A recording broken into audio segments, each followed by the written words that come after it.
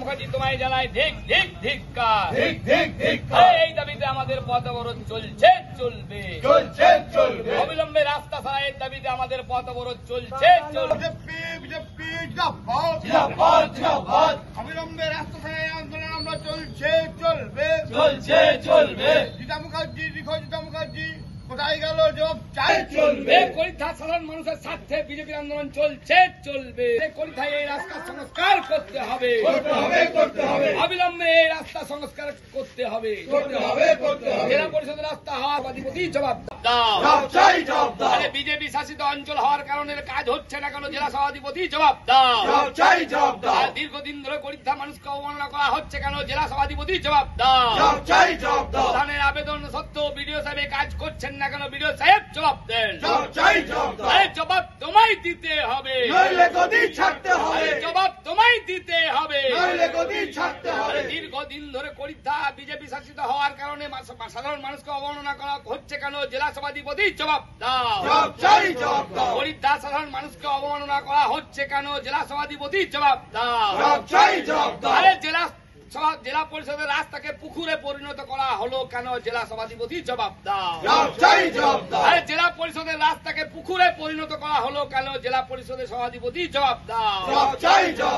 করিদ্ধা অঞ্চলকে পুকুরে পরিণত করা হচ্ছে কেন জেলা সভাধিপতি জবাব দাও। করিদ্ধা অঞ্চল বিজেপি শাসিত হওয়ার কারণে এই রাস্তার জন্য সাধারণ মানুষকে অবমাননা করা হচ্ছে কেন জেলা সভাধিপতি জবাব দাও। তাই তো বলি এই দাবিতে বিজেপির আন্দোলন চলছে চলবে তাই তো বলি সাধারণ মানুষের স্বার্থে এই দাবিতে আমাদের আন্দোলন চলছে চলবে অবিলম্বে রাস্তায় সারাই না হলে আগামী দিনে আরো বৃহত্তর আন্দোলন করব। এই জেলা পরিষদের রাস্তা হওয়ার সত্ত্বেও এই রাস্তাকে পুকুরে পরিণত করা হলো কেন জেলা সভাধিপতি জবাব দাও। দেখুন,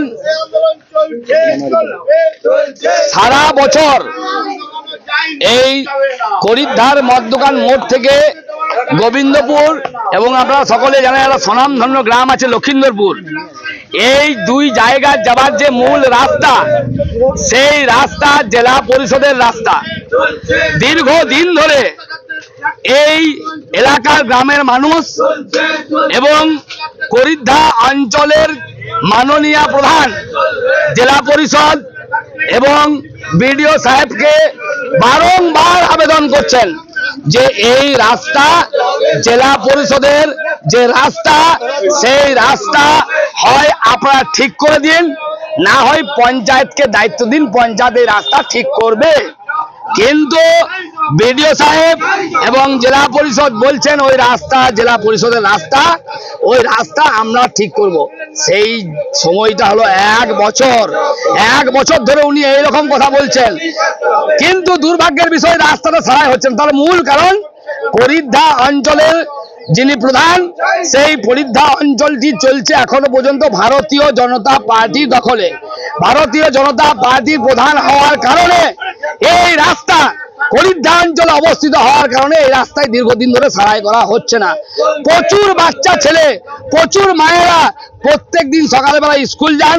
অনেক মায়েরা আপনারা দেখলেন, এখানে যদি কোনো প্রেগনেন্ট পেশেন্ট খুব খারাপ সময়ে থাকে তাহলে হাসপাতাল নিয়ে যাওয়ার আগে যে কোনো টাইমে দুর্ঘটনা ঘটতে পারে।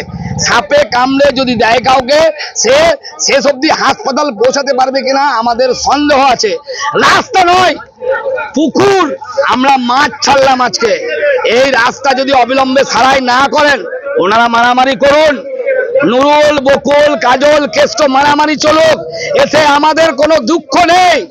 সভাধিপতি আপনি বড় বড় লেকচার মারছেন, দেশের প্রথম, রাজ্যের প্রথম জেলা পরিষদ বীরভূম জেলা, আর এই রাজ্যের প্রথম জেলা পরিষদের রাস্তা পুকুরে পরিণত হয়েছে। এই হলো জেলা পরিষদের কাজ। আমাদের অঞ্চল যেহেতু বিজেপির অঞ্চল, তাই এখানে কাজ করছেন না, সাধারণ মানুষকে ভোগান্তির শিকার করছেন। তার প্রতিবাদে করিদ্ধা অঞ্চল বিজেপির পক্ষ থেকে আমাদের রাস্তা অবরোধ হলো এবং এই পুকুরে সভাধিপতির তৈরি পুকুর, পাকা রাস্তা, এটা পিচ রোড, পাকা রাস্তাকে পুকুরে পরিণত করেছে। সেই পুকুরে সভাধিপতির তৈরির পুকুরে আমরা আজকে মাছ ছাড়লাম। শ্যামসুন্দর গড়াই, ভারতীয় জনতা পার্টি বীরভূম জেলা সাধারণ সম্পাদক।